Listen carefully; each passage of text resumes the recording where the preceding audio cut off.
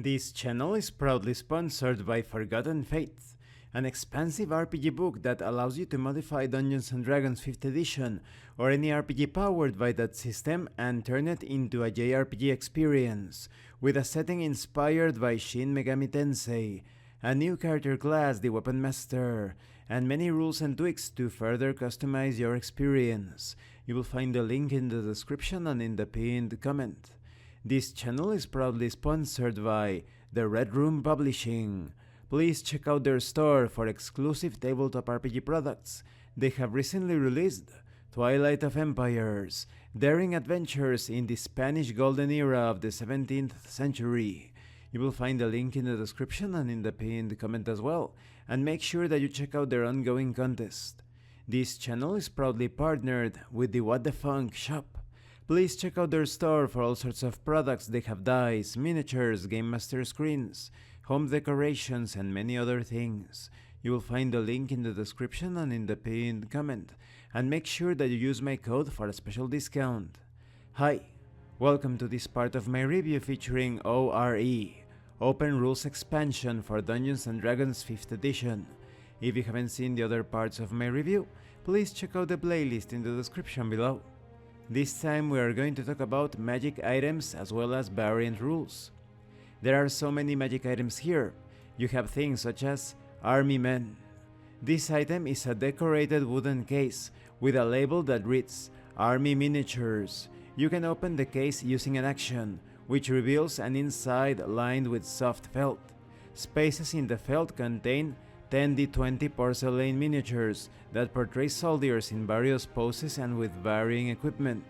If you are attuned to this item, you can use your action to place up to 5 miniatures on the ground. They instantaneously transform into porcelain soldiers under your command. You also have the Potion of Energy. This is potentially game-breaking in my opinion. When you drink this potion, you regain spell slots. The number and level of spell slots depends on the potion's rarity, so as you can see, it is quite possible for a spellcaster to purchase many of these potions and start casting with very few limits. So I recommend that perhaps there is a limit to once a year, that is, you can drink one of these potions once a year and that's it. Any other potions of the same type that you drink will have no effect on you. Or perhaps you can think on other limits in order not to abuse these potions. You also have the Ring of Hidden Weapons and First Strikes. Etched into the side of this bronze ring is an intricate sword. While wearing this ring and attuned to it, any weapons you hold are rendered invisible while you are holding them. You have advantage on attack rolls against creatures who have not seen you make an attack while wearing the ring. And there are many other magical items such as the Wonder Shield, the Prismatic Blade, the Wealth Weapon. Now when it comes to variant rules, there are many of them as well. You have things such as brushing off mortal wounds. When you roll a death saving throw, you can choose to automatically succeed on the roll after seeing the result by permanently reducing one of your ability scores of your choice by 1 point. This reduction cannot be undone. It is truly, genuinely permanent. You also have group saves. The Game Master can choose to roll ability saving throws for groups of similar creatures instead of individual creatures. This is great when you are, for example, casting Fireball against many weaker foes. It saves time, and it's logical because perhaps they are all more or less equally capable. You also have lucky numbers. Each player designates a lucky number and an unlucky number for their character at the beginning of each session. When they roll their lucky number on a d20, it is a critical success or hit. When they roll their unlucky number, it is a critical failure or miss.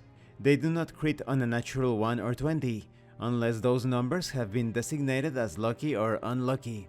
And there are other rules such as the 2 rest limit, universal scrolls, extra attack stacking, etc. And this concludes this part of the review. In the next part we are going to talk about alchemy. When it comes to these variant rules, they are great to further customize the sort of setting you want to play in. For example, maybe you want a more anime type of game, you can use some of these rules for that.